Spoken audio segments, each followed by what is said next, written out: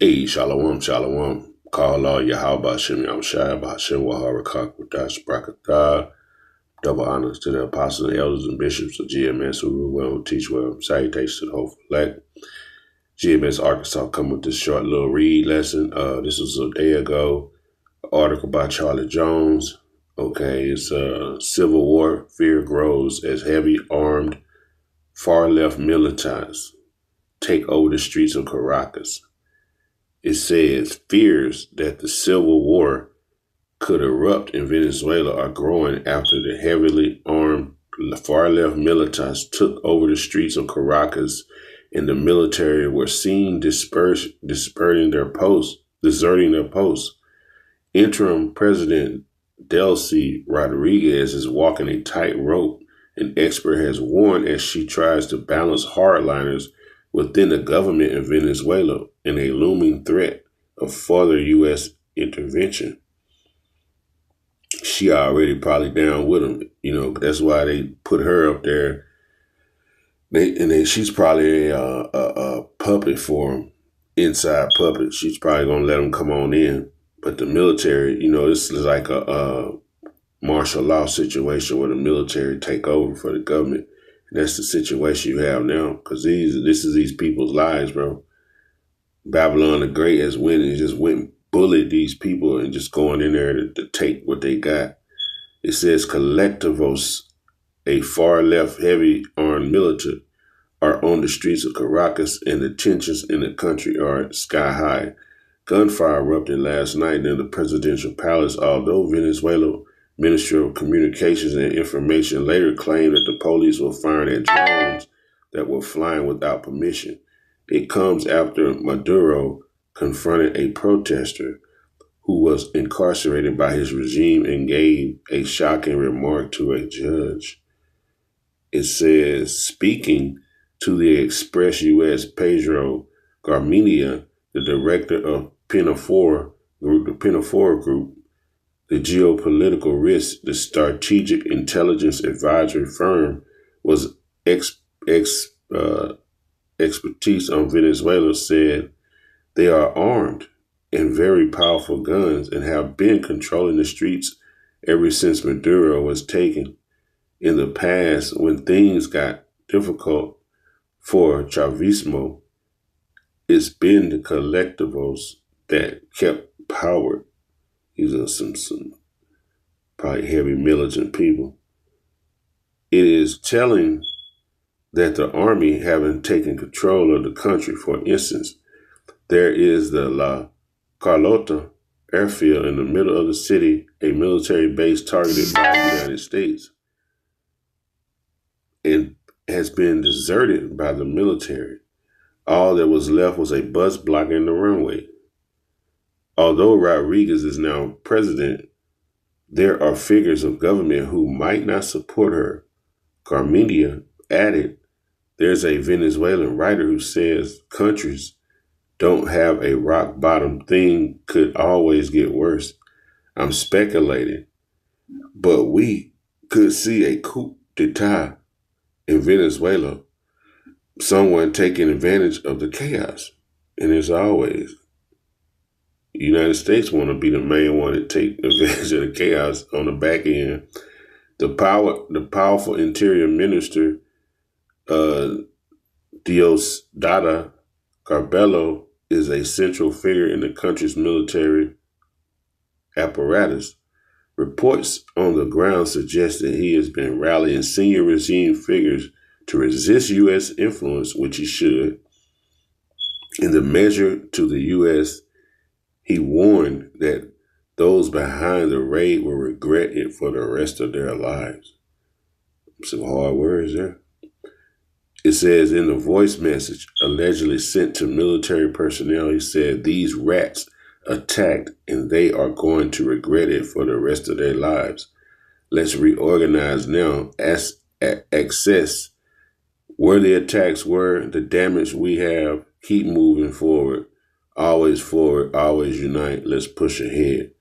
Garmendia said we had reports of Cabello had been preparing with other hardline members of the administration to take arms, to take up arms and set up armed revolution against a Yankee administration, which they should.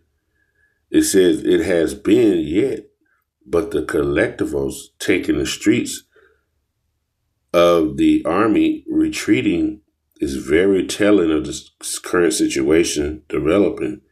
He added that Rodriguez could be forced to turn against the Americans, bringing a fresh threat of an invasion. Trump has not ruled out putting boots on the ground.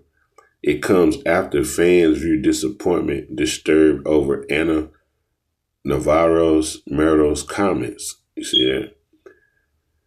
So we see what's happening over there. This dude comment says time for Venezuelan people to make a decision. They have the opportunity to decide or determine their own destiny or bow to the leftist cartel shit. America being a big one.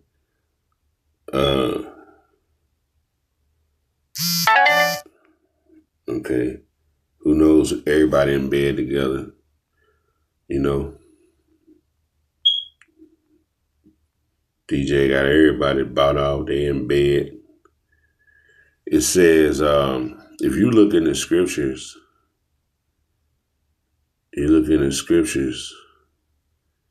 when you go into Habakkuk, what does it say in the book of Habakkuk?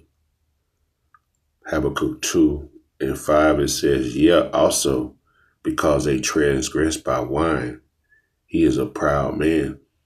See, these philosophies that America has, they went in this country, now they trying to push their philosophy on these people, their influence. Okay, they trying to bite them with that venom that spoke of in Psalms 58, that adder. And he's hit these different countries. He's hit basically 7 countries in the last year. They don't have a strong military to really defend themselves against no kind of airstrikes. But he's proud that he done it. You can look at all the IGs, the TikToks, the different memes and stuff. It's showing him to be super, super proud. This is that proud man that's spoken of in the scriptures, man, right now. You see what I'm saying? The head of Babylon, the hammer of Babylon. Okay. They are very, very proud. They say never keep it their home. See that? Never keep it their home. Why are you in Venezuela? This is not your land. Okay. Venezuela is the Venezuelans are the part of the 12 tribes of Israel. So it's still a war between you and the brother. Because you said that you was going to slay your brother Jacob. You always said that from way back in the ancient world when you did receive the blessings. So you feel like this shit is yours. So you just going to go to the land where the Israelites, you still messing with the Israelites. Even when you were doing your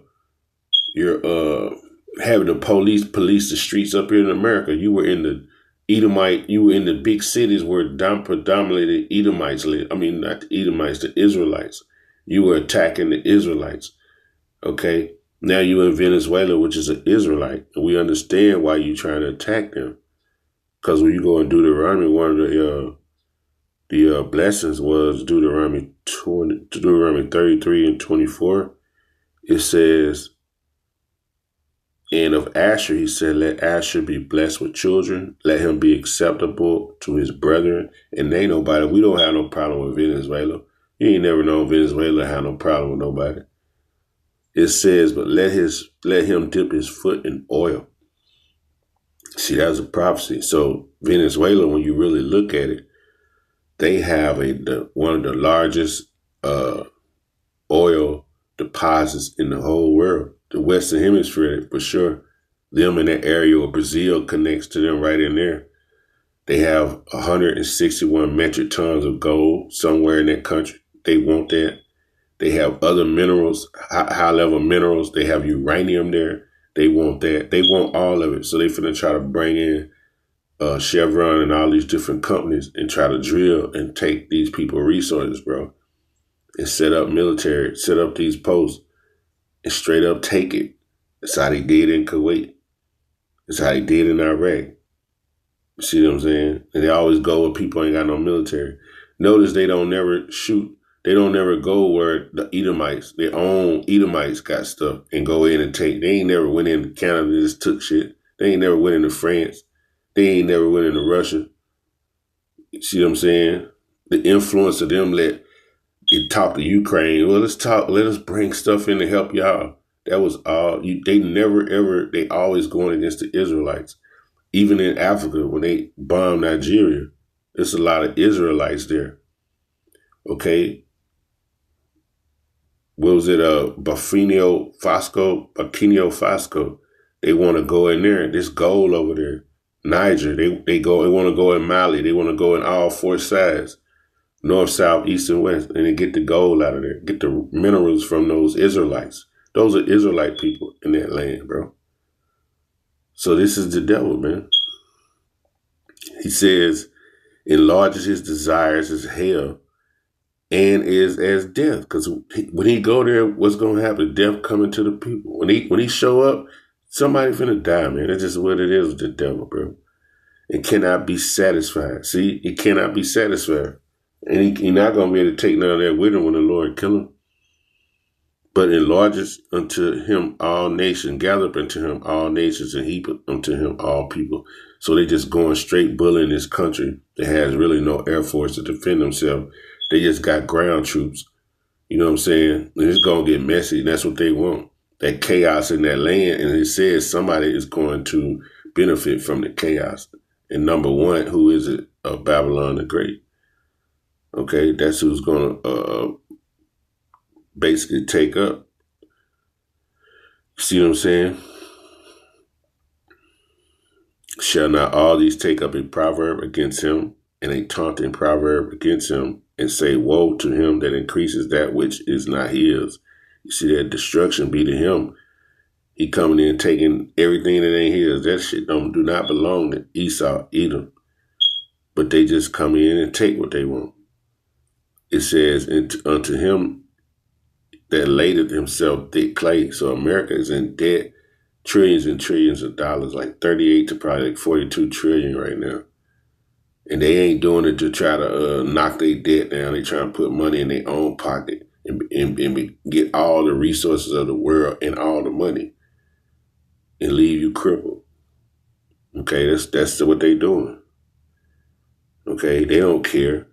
They don't care about their own people in America. This is the highest homeless rate of any country ever. America. Nobody has jobs in this place. You see what I'm saying? They don't care about this. This is just a business, a corporation. They don't care. They run it in the ground. They go somewhere else. They leave you people stuck. But even in this country, everybody roll with whatever they doing. You know what I'm saying? You hook, line, and sinker, believing in the influence too. You know, I've always said, if you wake up in America, just don't go to work for a whole week. Nobody, and see how it cripples this place. But no, Jake gonna still get up. That slave mentality, still go to work. Still gonna hit the field. So there it is, man. It's still gonna hit the field. Man.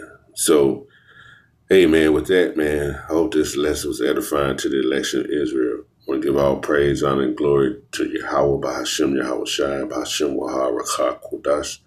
Double honors to the apostles and elders of GMS, who rule well, who teach well, and salutations to the whole elect brethren out there on the four corners of the globe, which is truth and all truth and sincerity. And we just must sue in Ephesians 6:13. Let me get that. Ephesians.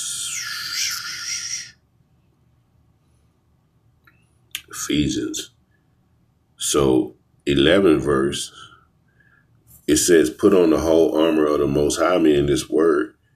Okay, protect yourself. The armor is used so you don't have vulnerable places on yourselves, that ye may stand against the wiles of the devil, the trickery of this devil, the schemes, the strategies he's putting forth. Okay, you have to be aware of it. All right. And it says, verse 13, take unto you the whole armor of the Most High, that ye may be able to withstand in the evil day, and many evil days are to come. Okay, we have more temptation, bigger tests to come.